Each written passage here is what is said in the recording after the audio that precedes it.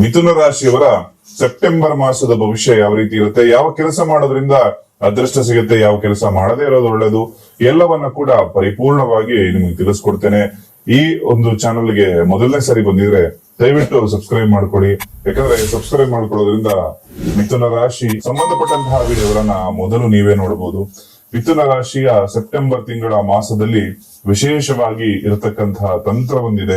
ಆ ತಂತ್ರವನ್ನ ಮಾಡೋದ್ರಿಂದ ಶತ್ರುಗಳಿಂದ ಆಗ್ತಕ್ಕಂತಹ ತೊಂದರೆಗಳು, ಆರೋಗ್ಯ ಸಮಸ್ಯೆಗಳು, ವ್ಯಾಪಾರ ಸಮಸ್ಯೆಗಳು ಹಾಗೂ ಇನ್ನಿತರ ಮಾಟ ಮಂತ್ರ ದೋಷಗಳು, ದುಷ್ಟ ಶಕ್ತಿಗಳ ಪ್ರಭಾವ ಏನೇ ಇದ್ರೂ ಕೂಡ 100% ನಿಮ್ಮ ಮನೆಯಲ್ಲಿ ಈ ತಂತ್ರವನ್ನ ಮಾಡಿ ಆ ತಂತ್ರದಿಂದ ಎಲ್ಲಾ ಕಷ್ಟಗಳು ಕೂಡ ಸಂಪೂರ್ಣ ನಿವಾರಣೆ ಆಗುತ್ತೆ. ಸಾಲ ಬಾಧೆಯಿಂದ ಹಿಡಿದು ಆರೋಗ್ಯ ಸಮಸ್ಯೆಯಿಂದ ಹಿಡಿದು ಎಲ್ಲಾ ಸಮಸ್ಯೆಗಳು ಕೂಡ ಪರಿಹಾರ ಆಗುತ್ತೆ.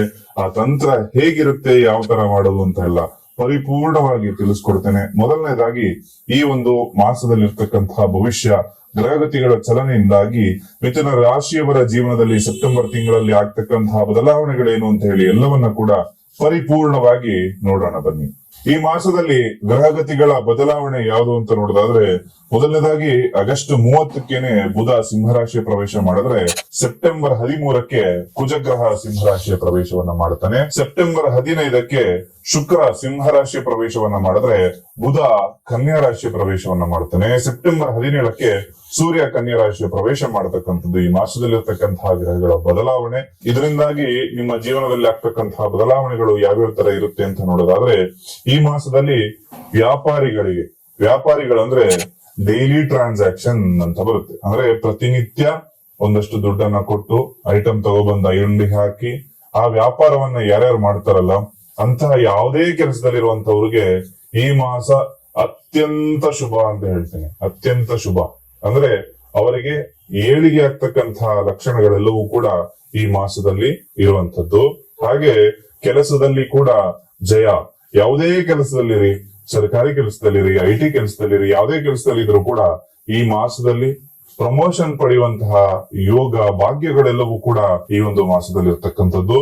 ಹಾಗೆ ಸಂಸಾರ ಮತ್ತು ಸಂಬಂಧಿಕರ ಏನೋ ಒಂದು ಗುಂಪು ಸೇರ್ತಕ್ಕಂಥದ್ದು ಅಥವಾ ಯಾವ್ದೋ ಒಂದು ಫಂಕ್ಷನ್ ಗೆ ಹೋಗ್ತಕ್ಕಂತಹ ಲಕ್ಷಣಗಳು ಕೂಡ ತುಂಬಾ ಜಾಸ್ತಿ ಇರುತ್ತೆ. ಕುಟುಂಬದವರೆಲ್ಲ ಸೇರಿ ಒಂದಷ್ಟು ಫಂಕ್ಷನ್ ಗಳನ್ನ ಅಟೆಂಡ್ ಮಾಡ್ತಕ್ಕಂಥದ್ದು ಎಲ್ಲಾ ಲಕ್ಷಣಗಳು ಕೂಡ ಈ ಮಾಸದಲ್ಲಿ ಇರ್ತಕ್ಕಂಥದ್ದು ಮಿಥುನ ರಾಶಿಯವರಿಗೆ. ಆ ಒಂದು ಗುಂಪಿನಲ್ಲಿ ನಿಮಗೆ ವಿಶೇಷವಾದಂತಹ ಮನ್ನಣೆ, ಅಂದ್ರೆ ನಿಮ್ಮನ್ನ ಕಂಡ್ರೆ ಬಹಳಷ್ಟು ಜನರಿಗೆ ಪ್ರೀತಿ ಬರತಕ್ಕಂಥದ್ದು, ಎಲ್ಲರೂ ನಿಮ್ಮನ್ನ ಹೊಗಳುವಂತಹ ಲಕ್ಷಣಗಳು ಕೂಡ ಈ ಮಾಸದಲ್ಲಿ ಮಿಥುನ ರಾಶಿಯವರ ಜೀವನದಲ್ಲಿ ಇರುವಂತದ್ದು.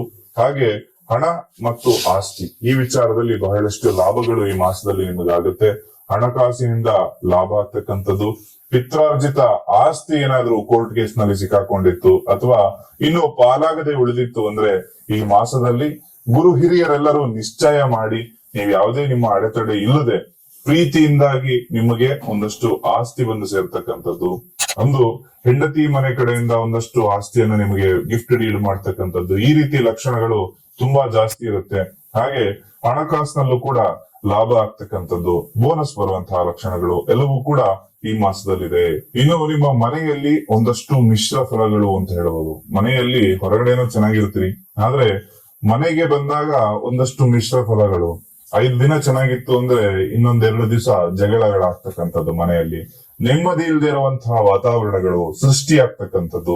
ನೀವೇನೋ ಚೆನ್ನಾಗಿರ್ಬೇಕು, ಎಲ್ಲರನ್ನ ಚೆನ್ನಾಗಿ ಅಭಿವೃದ್ಧಿ ಆಗ್ಬೇಕು ಅಂತ ಹೇಳಿ ಎಲ್ಲರನ್ನ ಪ್ರೀತಿ ವಿಶ್ವಾಸದಿಂದ ತಗೊಂಡ್ರೆ ಮನೆಯಲ್ಲಿ ಇರ್ತಕ್ಕಂಥವ್ರು ನಿಮಗೆ ವಿರುದ್ಧವಾಗಿ ಹೋಗಿ ಸ್ವಲ್ಪ ಮನಸ್ಸಿಗೆ ನಿಮಗೆ ನೋವು ಕೊಡ್ತಕ್ಕಂತಹ ಲಕ್ಷಣಗಳು ಕೂಡ ಈ ಮಾಸದಲ್ಲಿರುತ್ತೆ. ಇದು ದಾಂಪತ್ಯ ಜೀವನಕ್ಕೂ ಕೂಡ ಅನ್ವಯ ಆಗುತ್ತೆ. ದಾಂಪತ್ಯದಲ್ಲಿ ಒಂದಷ್ಟು ಜಗಳಗಳು, ಕಲಹಗಳು ಎಲ್ಲವನ್ನ ಕೂಡ ಆಗ್ತಕ್ಕಂತಹ ಲಕ್ಷಣಗಳು ಕೂಡ ಈ ಮಾಸದಲ್ಲಿ ಇರ್ತಕ್ಕಂಥದ್ರಿಂದ ನೀವು ಸ್ವಲ್ಪ ಎಚ್ಚರಿಕೆಯಿಂದ ಒಂದು ಮಾತಾಡ್ಬೇಕಾದ್ರೆ ಮಾತಾಡಿದ್ರೆ ಹೋಯ್ತು, ಮುತ್ತು ಹೊಡೆದ್ರೆ ಹೋಯ್ತು ಅಂತಾರೆ. ಹಾಗಾಗಿ ಪ್ರತಿಯೊಂದು ಪದವನ್ನ ಬೆಳೆಸ್ಬೇಕಾದ್ರೂ ಕೂಡ ತುಂಬಾ ಎಚ್ಚರಿಕೆಯಿಂದ ಮಾತಾಡಿ. ಇಲ್ಲ ಅಂದ್ರೆ ಏನೋ ಹೇಳಕ್ ಹೋಗಿ ಇನ್ನೊಂದೇನೋ ಅರ್ಥ ಆಗಿ ಸ್ವಲ್ಪ ಸಮಸ್ಯೆಗಳಾಗ್ತಕ್ಕಂತಹ ಲಕ್ಷಣಗಳು ಕೂಡ ಈ ಮಾಸದಲ್ಲಿ ಇರೋದ್ರಿಂದ ಸ್ವಲ್ಪ ಎಚ್ಚರಿಕೆಯಿಂದ ಮಿಥುನ ರಾಶಿಯವರು ತಮ್ಮ ದಾಂಪತ್ಯದಲ್ಲಿ ಬಿರುಕು ಅಂತಕ್ಕಂಥದ್ದು ತೋರಿಸೋದ್ರಿಂದ ಸ್ವಲ್ಪ ಎಚ್ಚರಿಕೆಯಿಂದ ಇರಿ ಅಂತ ಹೇಳ್ತೇನೆ. ಅಧಿಕಾರದಲ್ಲಿ ಸ್ವಲ್ಪ ಪ್ರಭಾವ ಜಾಸ್ತಿ ಆಗ್ತಕ್ಕಂಥದ್ದು, ಅಂದ್ರೆ ನಿಮ್ಮ ಮೇಲಧಿಕಾರಿಗಳು ನಿಮ್ಮ ಮೇಲೆ ಪ್ರಭಾವ ಜಾಸ್ತಿ ಬೀರಿ ನಿಮಗೆ ಅದು ಇಷ್ಟ ಆಗದೆ ಅವ್ರು ನಿಮ್ ಮೇಲೆ ಏನೋ ಕೆಲಸ ಹೇಳ್ತಾರೆ, ಬಟ್ ಅದು ಸ್ವಲ್ಪ ಅನ್ಎಥಿಕಲ್ ಅಂತ ಹೇಳ್ತಾರಲ್ಲ, ಆ ರೀತಿ ಕೆಲಸಗಳು ನಿಮ್ಗೆ ಕೊಟ್ಟು ನಿಮಗ್ ಮಾಡೋದಕ್ಕೆ ಇಷ್ಟ ಆಗದೆ ಅವರ ಬಳಿ ಒಂದು ಶತ್ರುತ್ವವನ್ನ ಕಟ್ಟಿಕೊಳ್ತಕ್ಕಂತಹ ಲಕ್ಷಣಗಳು ಕೂಡ ಈ ಮಾಸದಲ್ಲಿ ಇರೋದ್ರಿಂದ ಪ್ರತಿಯೊಬ್ರು ಕೂಡ ಎಚ್ಚರಿಕೆಯಿಂದ ಇರಿ. ಈ ಎಚ್ಚರಿಕೆ ಅಂದ್ರೆ ನೀವು ಆಗ್ತಕ್ಕಂತಹ ಸಮಸ್ಯೆಗಳು, ಕಷ್ಟಗಳೆಲ್ಲವೂ ಕೂಡ ಪರಿಹಾರ ಆಗ್ಬೇಕು ಅನ್ನೋ ನಿಟ್ಟಿನಲ್ಲಿ ಕೆಲಸ ಮಾಡ್ಬೇಕೆ ಹೊರತು ಆ ಕಷ್ಟದಿಂದ ದೂರ ಆಗ್ಬೇಕು ಅನ್ನೋ ರೀತಿ ಖಂಡಿತವಾಗ್ಲೂ ಯೋಚನೆ ಮಾಡಿ. ಅವರದ್ದು ಯಾವ್ದೂ ಕೂಡ ಶತ್ರುತ್ವವನ್ನ ಕಟ್ಕೊಳ್ಳಿಕ್ಕೆ ಹೋಗ್ಬೇಡಿ. ಪ್ರೀತಿ ವಿಶ್ವಾಸದಿಂದ ಈ ಕೆಲಸ ನನ್ನೆಲ್ಲ ಆಗಲ್ಲ, ನನ್ನ ಕೈಯಲ್ಲಿ ಮಾಡಕ್ ಆಗಲ್ಲ ಅಂತ ಕೂಡ ಡೈರೆಕ್ಟ್ ಆಗಿ ಹೇಳುವಂತಹ ಒಂದು ಮಿಥುನ ರಾಶಿಯವರು ಮಾಡಿದ್ರೆ ಖಂಡಿತವಾಗ್ಲೂ ಈ ಶತ್ರುತ್ವ ಅಂತಕ್ಕಂಥ ದೂರ ಆಗುತ್ತೆ. ವಿದ್ಯಾರ್ಥಿಗಳಿಗೆ ಈ ಮಾಸದಲ್ಲಿ ಶುಭವಾಗುತ್ತೆ. ಅಂದ್ರೆ ಅವ್ರು ಅಂದುಕೊಂಡಕ್ಕಿಂತ ಹೆಚ್ಚಿನ ಅಂಕಗಳು ಬರ್ತಕ್ಕಂಥದ್ದಾಗಿರ್ಬೋದು, ಅಥವಾ ವಿಶೇಷವಾಗಿ ವಿದ್ಯಾರ್ಥಿಗಳ ಒಂದು ಆಸೆ ಆಕಾಂಕ್ಷೆಗಳು ಈಡೇರ್ತಕ್ಕಂಥದ್ದಾಗಿರ್ಬೋದು. ಸೈಕಲ್ ಕೊಡಿಸ್ಬೇಕು ಅಂತ ಅವ್ರ ಮನೇಲಿ ಆಸೆ ಇರುತ್ತೆ, ಹಾಗಾಗಿ ಸೈಕಲ್ ಅನ್ನ ಅವ್ರ ತಂದೆ ಸಡನ್ ಆಗಿ ಗಿಫ್ಟ್ ಆಗಿ ಕೊಟ್ಟು ವಿದ್ಯಾರ್ಥಿಗಳಿಗೆ ಏನ್ ಬೇಕು ಅದು ಸಿಗ್ತಕ್ಕಂತಹ ಒಂದು ಮಾಸ ಈ ಒಂದು ಮಾಸ ಅಂತ ಹೇಳ್ತೇನೆ. ಇನ್ನ ಮಿಥುನ ರಾಶಿಯವರು ನಿಮ್ಮ ಫ್ರೆಂಡ್ ಸರ್ಕಲ್ ಅಲ್ಲಿ ಏನೋ ಒಂದು ಮಾತಾಡಕ್ ಹೋಗಿ ಒಂದು ಸೀಕ್ರೆಟ್ ಅನ್ನ ಅವ್ರಿಗೆ ಹೇಳಿ ಆ ನಂತರದಲ್ಲಿ ಕಷ್ಟಕ್ಕೆ ಸಿಕ್ಕಿ ಬೀಳ್ತಕ್ಕಂತಹ ಲಕ್ಷಣಗಳು ತುಂಬಾ ಜಾಸ್ತಿ ಇರುತ್ತೆ. ಹಾಗಾಗಿ ಮಿಥುನ ರಾಶಿಯವರು ಯಾರೇ ಇದ್ರೂನು ಈ ರೀತಿ ಸಿಕ್ಕಾಕೊಳ್ಳುವಂತಹ ಒಂದು ಪ್ರಮೇಯಕ್ಕೆ ಹೋಗ್ಬೇಡಿ. ಒಂದು ಮಾತಾಡ್ಬೇಕಾದ್ರೆ ತುಂಬಾ ಎಚ್ಚರಿಕೆಯಿಂದ ಮಾತಾಡ್ಕೊಳ್ಳಿ. ಹಾಗೆ ಯಾವುದೇ ಗುಟ್ಟನ್ನ ಯಾರಿಗೂ ಕೂಡ ಈ ಮಾಸದಲ್ಲಿ ಹೇಳೋದಕ್ಕೆ ಹೋಗ್ಬೇಡಿ. ಹಾಗೆ ಮಕ್ಕಳೊಡನೆ ಒಂದಷ್ಟು ಜಗಳಗಳು, ನಿಮ್ಮ ಮಕ್ಕಳೊಡನೆ ಒಂದಷ್ಟು ಜಗಳಗಳಾಗ್ತಕ್ಕಂತಹ ಲಕ್ಷಣಗಳು ಕೂಡ ಇರುವಂತದ್ದು. ಹಾಗೆ ಅಧಿಕಾರದಲ್ಲಿ ಏನಾದ್ರು ನೀವು ದುರುಪಯೋಗ ಮಾಡ್ತಾ ಇದ್ದೀರಾ ಅಂತ ಹೇಳಿ ನಿಮ್ಮ ಮೇಲಧಿಕಾರಿಗಳಿಗೆ ಗೊತ್ತಾಯ್ತು ಅಂದ್ರೆ ನಿಮ್ಮ ಕೆಲಸಕ್ಕೆ ಕುತ್ತು ಬರ್ತಕ್ಕಂತಹ ಲಕ್ಷಣಗಳು ಕೂಡ ಇರೋದ್ರಿಂದ ಸ್ವಲ್ಪ ಕೆಲಸದ ಕಡೆ ಹೆಚ್ಚಿನ ಗಮನವನ್ನ ಇಟ್ಕೊಳ್ಬೇಕಾಗತ್ತೆ ಈ ಮಾಸದಲ್ಲಿ.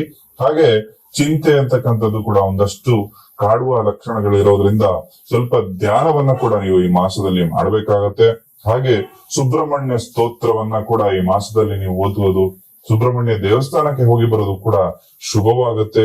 ಹಾಗೆ ಓಂ ರಾಮ್ ದತ್ತಾತ್ರೇಯಾಯ ನಮಃ ಅಂತಕ್ಕಂಥ ಮಂತ್ರವನ್ನ ಪ್ರತಿನಿತ್ಯ ನೀವು ಜಪ ಮಾಡಿಕೊಳ್ಳೋದು ನಿಮಗೆ ಬರಬಹುದಾದಂತಹ ಕಷ್ಟಗಳನ್ನ ದೂರ ಮಾಡ್ಲಿಕ್ಕೆ ಸಹಾಯಕವಾಗುತ್ತೆ.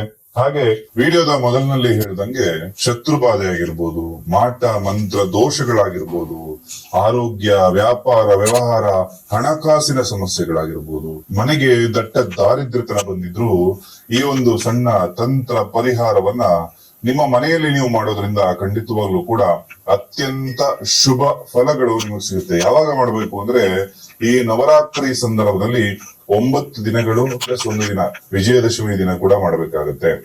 ಈ ರೀತಿ ಮಾಡೋದ್ರಿಂದ ಮನೆಯಲ್ಲಿರ್ತಕ್ಕಂತಹ ದುಷ್ಟ ಶಕ್ತಿಗಳು, ಕೆಟ್ಟ ಶಕ್ತಿಗಳು, ಮನೆಯ ಜನರ ಮನಸ್ಸಿನಲ್ಲಿರ್ತಕ್ಕಂತಹ ಕೆಟ್ಟ ವಿಚಾರಗಳು, ಮೊದಲನೇದಾಗಿ ನಮ್ಮ ಒಂದು ಏಳಿಗೆ ಆಗ್ಲಿಕ್ಕೆ ನಮ್ಮ ಸುತ್ತಮುತ್ತಲಿನರು ನಮ್ಗೆ ಸ್ವಲ್ಪ ಬೆಂಬಲವಾಗಿ ನಿಲ್ಬೇಕಾಗತ್ತೆ. ಹಾಗೆ ಪ್ರತಿಯೊಬ್ಬರು ಕೂಡ ಗುರಿಯ ಕಡೆ ಹೋಗ್ಲಿಕ್ಕೆ ಈ ಒಂದು ತಂತ್ರವನ್ನ ಮಾಡೋದ್ರಿಂದ ಅತ್ಯಂತ ಶುಭದಾಯಕ ಫಲಗಳು ಸಿಗುತ್ತೆ. ಈ ತಂತ್ರ ಪರಿಹಾರವನ್ನ ಮಾಡೋದ್ರಿಂದ ಮನೆಯ ಪ್ರತಿಯೊಬ್ಬರಿಗೂ ಕೂಡ ಶುಭವಾಗುತ್ತೆ. ಆ ತಂತ್ರ ಹೇಗೆ ಮಾಡಬೇಕು ಅಂದ್ರೆ ಒಂದು ಪಂಚ ದೀಪವನ್ನ ಹಚ್ಬೇಕು.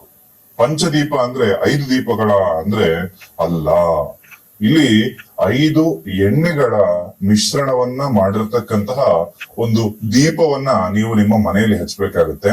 ಈ ಯಾವ ಎಣ್ಣೆಗಳು ಅಂದ್ರೆ ಪ್ರಮುಖವಾಗಿ ನಾವು ದೀಪವನ್ನ ಹಚ್ಚತಕ್ಕಂಥದ್ದು ಎಳ್ಳೆಣ್ಣೆಯಲ್ಲಿ. ಹಾಗಾಗಿ ಎಳ್ಳೆಣ್ಣೆ, ತುಪ್ಪ, ಹರಳೆಣ್ಣೆ, ಹಿಪ್ಪೆ ಎಣ್ಣೆ.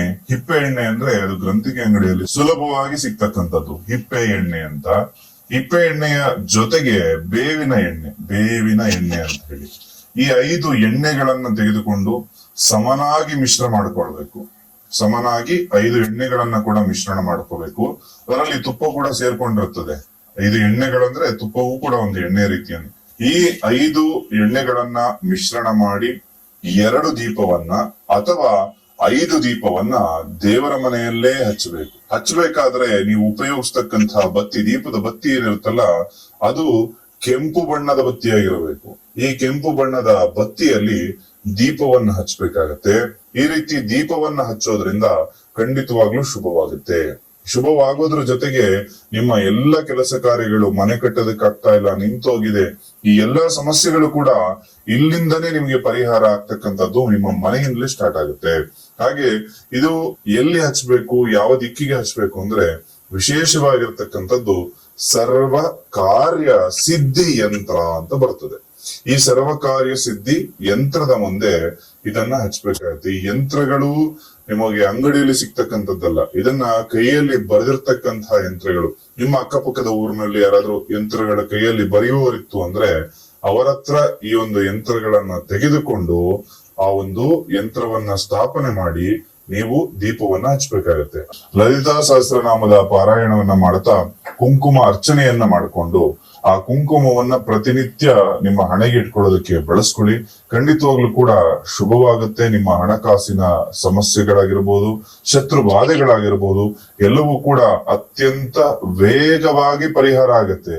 ನಿಮ್ಮ ಮನಸ್ಸಲ್ಲಿರ್ತಕ್ಕಂತಹ ಎಲ್ಲ ಆಸೆ ಆಕಾಂಕ್ಷೆಗಳು ಕೂಡ ಸಂಪೂರ್ಣ ಆಗ್ಲಿ, ಮಿಥುನ ರಾಶಿಯವರ ಆಸೆ ಆಕಾಂಕ್ಷೆಗಳು ಈಡೇರ್ಲಿ ಅಂತ ಹೇಳಿ ಆ ಭಗವಂತನಲ್ಲಿ ಪ್ರಾರ್ಥನೆಯನ್ನ ಮಾಡ್ತಾ ಸರ್ವೇ ಜನಃ ಸುಖಿನೋ ಭವಂತು.